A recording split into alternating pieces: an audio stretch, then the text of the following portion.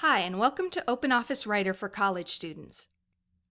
My name is Mary Beth Brophy, and I've taught writing at the university level for more than 10 years. Today's college students face added challenges in your writing classes because writing and computer skills are linked.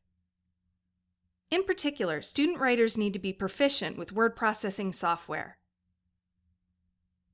When word processing software first came into widespread use in the late 1990s, Generation X students embraced it. Why? Because most of us grew up having to type our high school and college essays.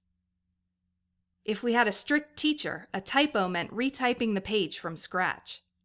So when we were offered the chance to learn a program that let us quickly fix errors with a delete key, we jumped on it. Software developers like Microsoft and Apache made things easy for us by setting up their word processing programs to function as much like typewriters as possible. That meant that the learning curve for using a word processing program was pretty short. We could take a few self-guided tutorials and be up and running. As time went by, though, these programs grew more sophisticated, and a word processing program today can do much more than its ancestors could. Student writers have hundreds of options available to help you make any given page look exactly the way you want it to. And while all those choices are wonderful, they can also be overwhelming for beginning college writers. Once you know what you need to do, how do you find the keys to make it happen? That's where this course comes in. I'm not going to teach you everything OpenOffice Writer can do.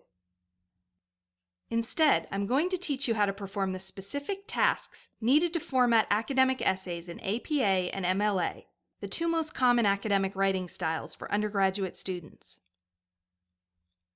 I'll start by showing you how to download OpenOffice and install it on your computer. Then I'll give you a tour of some of the buttons and menus you'll use most often in writing your essays. During the bulk of the course, I'll guide you through the process of creating an essay template, which is basically an empty shell you can fill with whatever essay you need to write.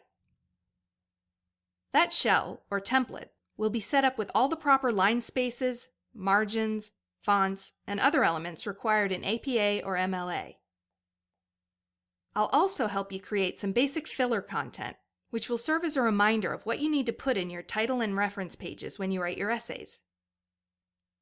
Think of a template as a shortcut to writing your papers. It saves all of the elements that are the same in every essay, so you don't have to memorize them and recreate them from scratch every time you write. Once you have your essay template created, I'll teach you a few common formatting elements you'll come across often when you write academic essays, such as how to deal with lengthy direct quotes and what to do if a web address suddenly turns blue when you add it to your essay. Finally, I'll show you how to convert your OpenOffice Writer file to a Microsoft Word file, the most common file type required in university writing classes. Before you move on to the next tutorial in the course, find out whether your classes will require APA or MLA format.